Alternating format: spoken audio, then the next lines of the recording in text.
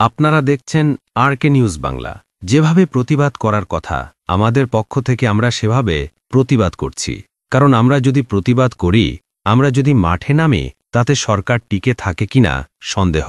আমাদের মূল যে কথা সেটা হলো আমরা প্রায় 18 বছর যদি নাও হয় 16 বছর আমরা কিন্তু একটা দাবি, এটা সুষ্ঠু অবাধ নির্বাচন জাতির কাছে আমরা চাই।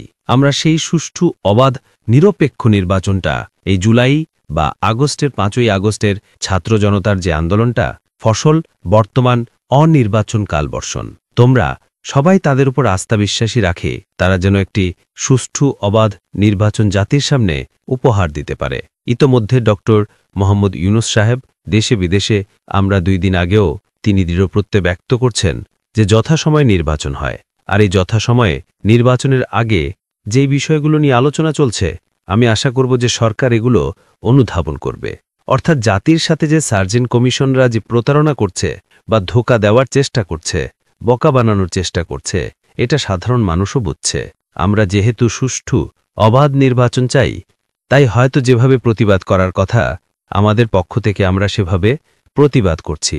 কারণ আমরা যদি প্রতিবাদ করি, আমরা যদি মাঠে নামি, তাতে সরকার টিকে থাকে কিনা সন্দেহ।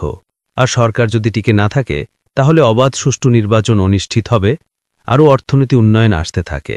তাই অত্যন্ত ধৈর্যের সাথে গণতন্ত্রের স্বার্থে এবং দেশের শান্তিপূর্ণ অবস্থা যাতে বিরাজমান থাকে এবং একটি সুষ্ঠু নির্বাচন আমরা চাই এই সরকারের মাধ্যমে সম্পূর্ণ হোক। বিএনপিকে বরদাস্ত। যখন ঝড় আসে বাতাস আসে, দেখবেন বড় গাছ আগে পড়বে। বিএনপির তো একটা সম্ভাবনা নয়। বিএনপি আগামী দিন রাষ্ট্রীয় ক্ষমতায় আসবে, এই ধারণাটা সবাই পুষু নিয়ে ফেলে। সেই কারণেই বিএনপিকে নানানভাবে বিতর্কিত করা এবং একটা চেষ্টা অব্যাহত আছে, থাকবে।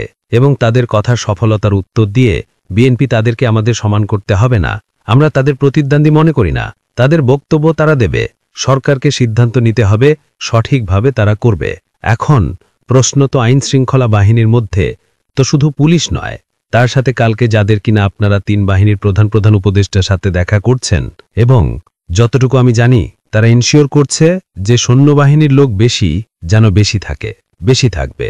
একটা হলো ধরেন আইন শৃঙ্খলা বাহিনীর চেয়ে বেশি হলো জনগণ যদি ভোট কেন্দ্রে সঠিকভাবে উপস্থিত হয়, সেখানে কোনো ধরনের নির্বাচন পণ্ডুল করার সুযোগ উপস্থিত থাকেন।